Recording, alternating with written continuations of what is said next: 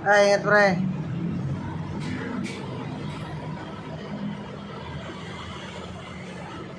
Sa mga tol, maayong buntag sa inyong tanan. Happy Sunday. Magsimba-simba naman kayo dyan. Hindi puro cellphone na lang. At pera. At negosyong pagkakitaan. Dapat magsimba-simba naman. Wala na kayong oras sa itaas. Hindi puro negosyo. Ano na lang etc. yung pinagagawa ninyo dyan. Alam nyo mga lodi, dapat minsan huwag natin kalimutan na may Diyos pa rin. May Panginoon pa rin tayong gumagabay sa atin. Saka wala namang hinihingi ng Panginoon. 2 oras pwede na yun, diba?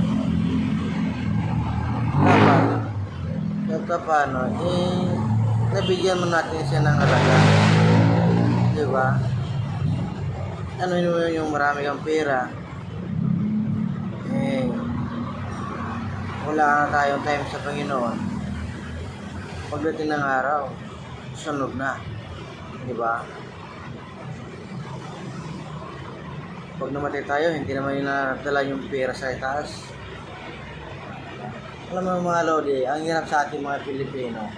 Kayod tayo ng kayod, payaman tayo ng payaman. Pagdating ng araw na nagkakasakit na tayo, saka na tayo manghingi ng Ama, tulungan mo kami. Parang ganon. Diba ang hirap nun? Diba? Kaya yun pa lang, gawin natin. Kasi naglaan ka nga ng oras sa trabaho mo, sa pag-cellphone mo, sa business mo. Wala kang oras sa Diyos. Ang kapal naman ng mga mukha niyo mga lodi kung ganun man lang. Diba? Dahil ako sa mga taong walang pakialam sa Diyos. Tandaan niyo yan. Once na nga ang Panginoon maniningil na, diyan na tayo magkakaalaman. So yun lang mga lodi, maraming salamat sa iyong pagpansin. Shout out pala sa mga followers ko dyan. Maraming salamat. Sana kayo yung walang sawang pagsuporta sa akin. At sa mga bashers ko dyan, maraming salamat din. Kasi kayo po yung umuhugot ng lakas sa akin.